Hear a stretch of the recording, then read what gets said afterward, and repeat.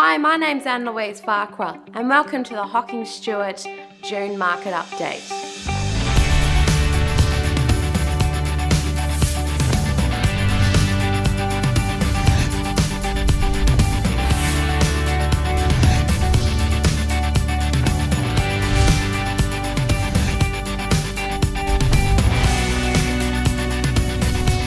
And in this episode, John Manning and Sam Anam will be giving us an update on the current market. John Carter will be discussing vendor bids and offers made prior to auction. And Dan Senior will be answering some of your questions. Enjoy this episode. John, hard to believe we're almost at the end of the financial year, only a month to go now before we hit the end of June. Yes, well, we're getting into the colder part of the year, aren't we, Sam? But we've had some awesome results the last couple of weekends, 100% on the last 2 weekends of sales. Yeah, it's been an absolutely incredible run. We saw it coming in a sense, but to sell 14 from 14, an outstanding performance for the team and great for the vendors, and of course lots of happy buyers on the end of those sales too. So tell us a little bit about what's been happening, John. One sale that springs to my mind was 5 at 86A Marine Parade. Chris Murphy, one of the corporate owners, allowed us to sell his property at auction, and that was a pretty extraordinary result. Absolutely, and no real better endorsement than having one of your own guys coming back to the company and asking you to sell again for them once more. And a fantastic result, as you said. Uninterrupted views there we had of the bay, and a top floor penthouse. Fully renovated, sweeping views, and several hundred over Chris's reserve, so he was ecstatic. So much so, I think he came in on Monday with about $1,000 worth of Chicholino gift vouchers. So I don't know anything about any of that, John. Where's mine? We might keep that one under wraps, Sam. But no, he was a very happy customer there, and then 31 Mason Avenue in My Street. Yep. We Renovator's delight, John, yes, as we know. That was an executive's auction. It was in a very poor state of repair. Yeah, we had about 4 or 5 bidders there also, and about 100 over the owners will be the executives reserve there. So very modest there, John. In fact, I think you guys broke a suburb record, 240 square metres, selling just on $1 million there.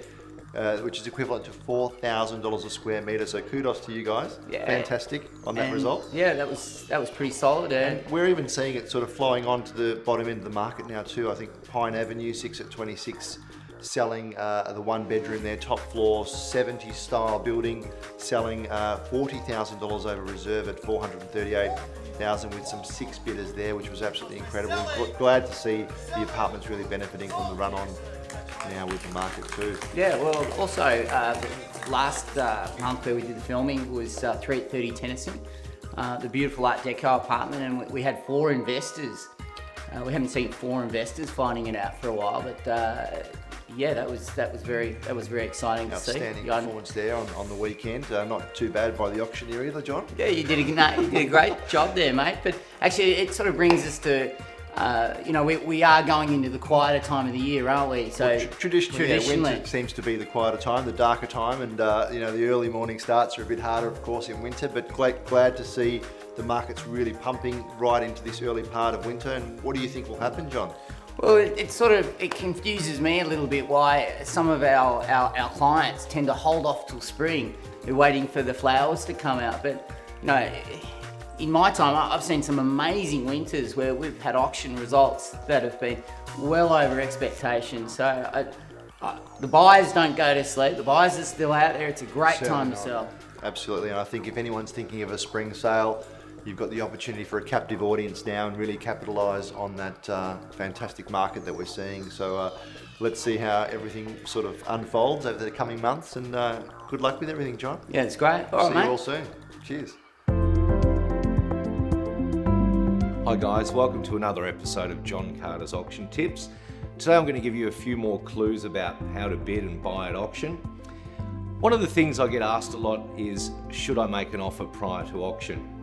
It's a good idea to get the agent's advice, so feel free to approach the person at the open for inspection representing hockingstuart and the vendor and have a quick chat with them about the merits of the sale.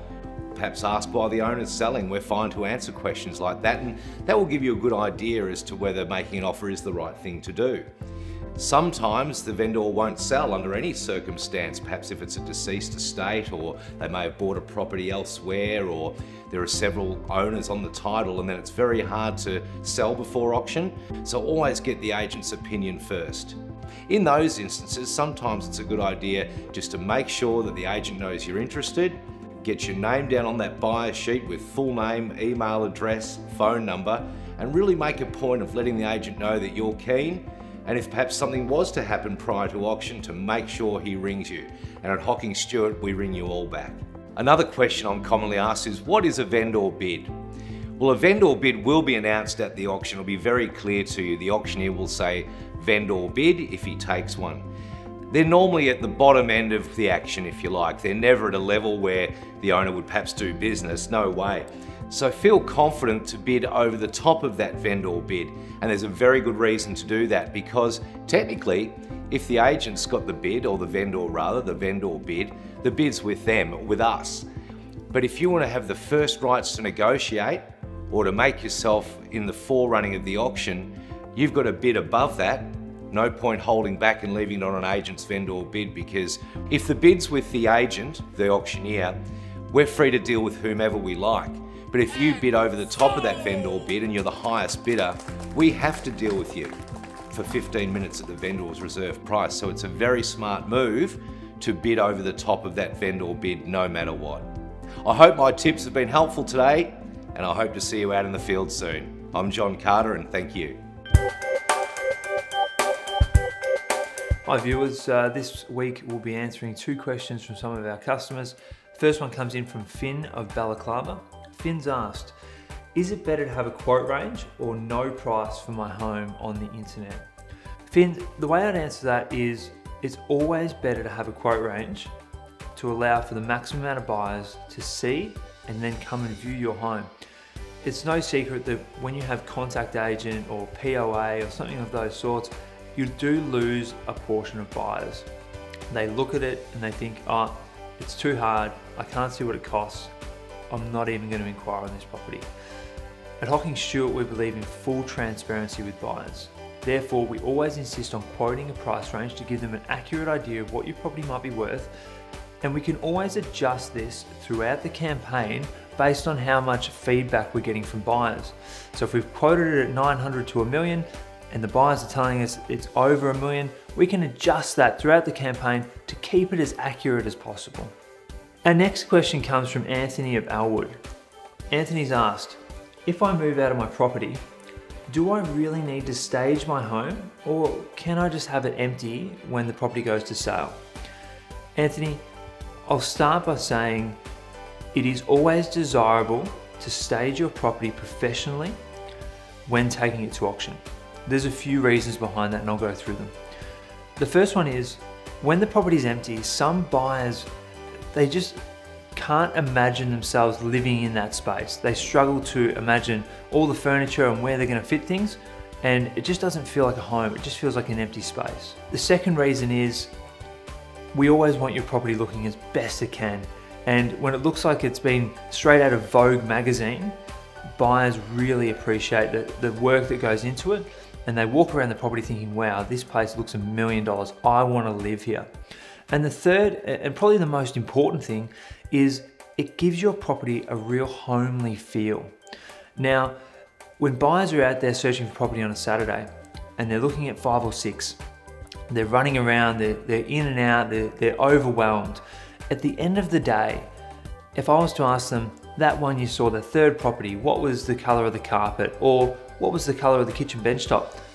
They're probably not going to be able to tell me, because all the properties, they mesh into one. But what they can tell me is, you know, that one in Elwood, that felt good. That property just felt right. And to achieve that through professional styling, the property has a really homely and stylish feel. It's going to give those buyers the feeling like that when they walk through your home. Well, thanks for watching another Hocking Stuart St Kilda monthly market update. As usual, if you have any questions, feel free to contact the office or post to our Facebook page. Also, if you like to keep up with the local market, feel free to contact us to receive your free copy of our market report, which simply outlines all the sales results for the past quarter in the suburb. We hope you have a great month ahead, find the property of your dreams, and remember, real estate is our world.